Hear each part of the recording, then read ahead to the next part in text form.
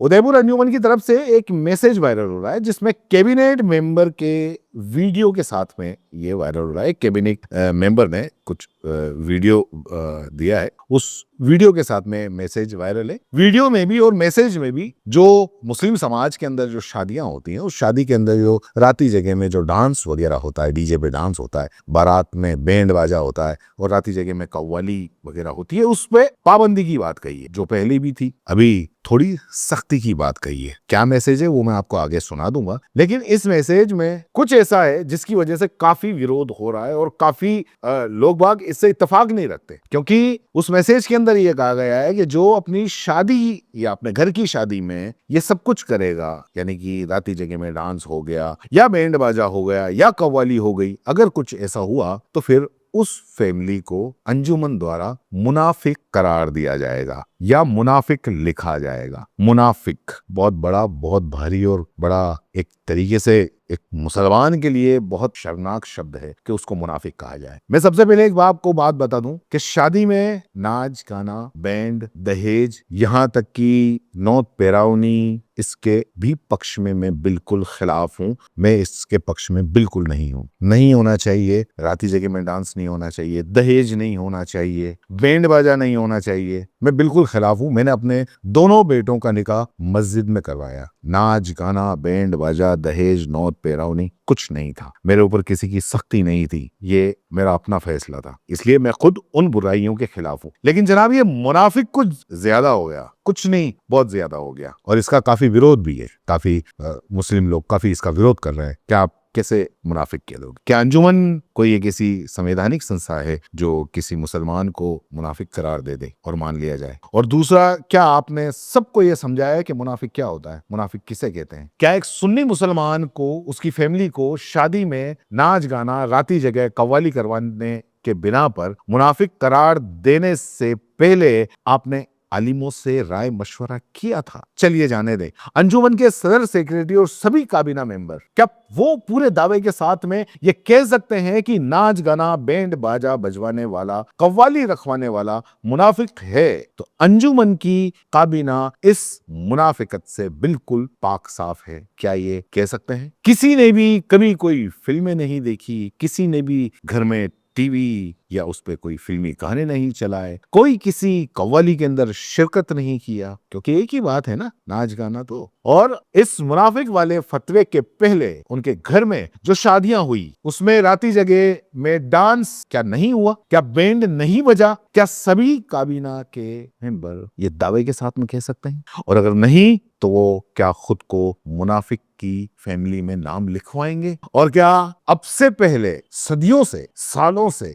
जो ये शादी में नाच गाने होते आए, क्या वो सब मुनाफिक हैं? अगर उस हिसाब से हुआ तो फिर पूरे उदयपुर के मुसलमान मुनाफिक हुए। आप कहेंगे कि नहीं साहब, नियम तो अभी बना है। तो जनाब गलत है ये। हजारों सालों से जो गलत है वो गलत है, जो सही है वो सही है। जो कल गलत था वो आज भी गलत है, जो कल सही था वो आज भी सही। आपका इरादा सही है, आपके इरादे में कोई सवाल नहीं होनी चाहिए शादी में नाच गाना, बैंड बाजा नहीं होना चाहिए, बिल्कुल पाबंदी होनी चाहिए। और ऐसे में मैं पूरा इस फेवर में समर्थन करता हूँ। लेकिन इसके बिना पर किसी भी मुसलमान को, सुन्नी मुसलमान को मुनाफिक करार देना गलत है। बताऊंगा मुनाफिक का मतलब, आपने तो नहीं बताया, मैं लोगों को बता दूंगा। हालांकि मैंने जब सेक्रेटरी जो मुस्तफा शेख हैं और जो बाकी के लोग हैं उनसे बात की तो उन्होंने ये साफ कहा कि ये एक मशवरा था। उस दौरान ये रिकॉर्ड किया गया और उस दौरान किसी ने वायरल कर दिया। ये अंजुमन का आधिकारिक बयान नहीं है, मतलब कि भाई एक मशवरा था कि अगर मान लो कोई नहीं मानता है, कोई कहता है कि मैं जुर्माना भर दूंगा या ये कर दूंगा, तो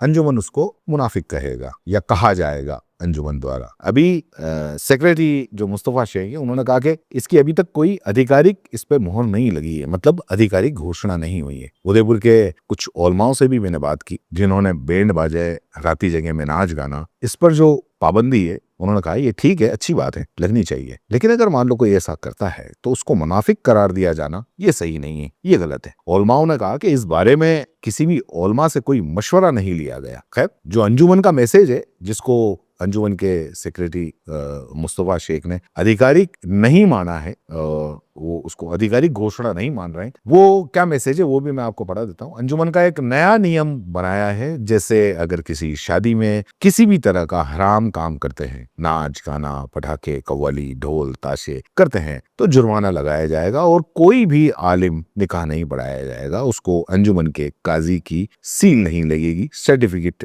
जो है सर्टिफिकेट पर नहीं होगा, और कोई आलम निकाह पढ़ा भी देता है तो उस आलिम को मस्जिद से हटाया जाएगा, उसके ऊपर भी जुर्माना लगाया जाएगा, और थोड़ा और सख्त होना पड़ेगा, उस फैमिली का नाम मुनाफिक लिखा जाएगा। इन सारे मैसेज को थोड़ा सा दुरुस्त कर लेना चाहिए। चलिए पहले मैं आपको मुनाफिक का मतलब समझा देता हूँ, क्योंकि कुरान और हदीस की रोशनी में ही हम बात करते हैं। कुरान में मुनाफिकीन यानी कि मुनाफिक लोग, उनका कई बार जिक्र आया है, खास तौर पर सूरह अल बकरा, सूरह अल निसा और सूरह अल मुनाफिकून में। सूरह अल बकरा के अंदर कुछ लोग जो जिक्र आया उसमें मेन ये है कि और कुछ लोग ऐसे हैं जो कहते हैं कि हम अल्लाह और आखिरत के दिन पर भी ईमान लाए, मगर वे ईमानदार नहीं हैं। ये अल्लाह और ईमान वालों को धोखा देना चाहते हैं, मगर हकीकत में वो खुद अपने आप को धोखा दे रहे हैं और उन्हें इसका एहसास भी नहीं। मतलब ये वो लोग हैं जो जुबान से कहते हैं कि हम मोमिन हैं, लेकिन दिल में कुफ्र छुपा होता है। जो सूरह अल मुनाफिकीन में जो जिक्र है वो ये है कि जब मुनाफिक तेरे पास आते हैं, अल्लाह की तरफ से है कि जब मुनाफिक तेरे पास आते हैं नबी सल्लल्लाहु अलैहि वसल्लम के पास, तो कहते हैं कि हम गवाही देते हैं कि आप अल्लाह के रसूल हैं, और अल्लाह जानता है कि आप उसके रसूल हैं, मगर अल्लाह गवाही देता है कि ये मुनाफिक हैं, झूठे हैं। मतलब ये वो लोग हैं जो पैगंबर सल्लल्लाहु अलैहि वसल्लम के सामने आकर ईमान का दावा करते हैं, लेकिन अंदर से नफरत और झूठ रखते हैं। तो मुझे यहाँ लगता है कि जो मुसलमान है, सुन्नी मुसलमान है, चाहे शादी में वो नाच गाना करवाएं अपने घर में, लेकिन हुजूर सल्लल्लाहु अलैहि वसल्लम के तो सब दीवाने हैं, उनको आप मुनाफिक नहीं कह सकते। दूसरा, अगर ये मैसेज अगर इनका अंजुमन का है तो उसके अंदर कहा कि निकाह नहीं पढ़वाएंगे। जनाब एक बात बता दूं, जरूरी नहीं है कि निकाह मौलाना पढ़ाए तभी निकाह होगा। सबसे अव्वल तो ये है कि निकाह अगर एक बेटे का बाप और एक बेटी का बाप अगर पढ़ाए तो वो सबसे ज्यादा अव्वल है। और कहा तो ये भी गया है कि एक बाप अपने बेटे और अपनी बेटी के लिए निकाह के वक्त जितने खुलूस से, जितने दिल से दुआ मांगता है या दुआ मांग सकता है, इतने खुलूस और इतने दिल से तो मुझे नहीं लगता कि कोई मौलाना या कोई आलिम। तो इसलिए निकाह तो हो जाएगा, लेकिन हाँ आपको इस चीज का इस्लाह करना चाहिए कि ये चीज गलत है, नहीं करें कुछ सख्तियां। और फिर सबसे बड़ी बात, अंजुमन तालीम और इस्लाम, तालीम एजुकेशन की तरफ ज्यादा जोर दे, वो ज्यादा ठीक रहेगा। जिस बारे में आप पाबंदियां और सख्तियां कर रहे हैं वो भी एजुकेशन का एक हिस्सा है। पहले सही बात तो समझाओ, फिर ना समझे तो कुछ सख्तियां भी होनी चाहिए सामाजिक तौर पे, लेकिन उन सख्तियों के पहले आप समझाओ तो सही। पहले भी जो पिछली कैबिनेट थी, उस पिछली कैबिनेट ने भी सख्तियां जरूर बरती, लेकिन उन सख्तियों का क्या हुआ? वो सारी की सारी सख्तियां, जैसे कि अभी जो सरकारें और पुलिस करती है कि कमजोर पे जोर चलता है, रसूखदार पे नहीं चलता, वैसे के वैसे अंजुमन के भी यही हालत है। सख्तियां तो कर दी, नियम लगा दिए,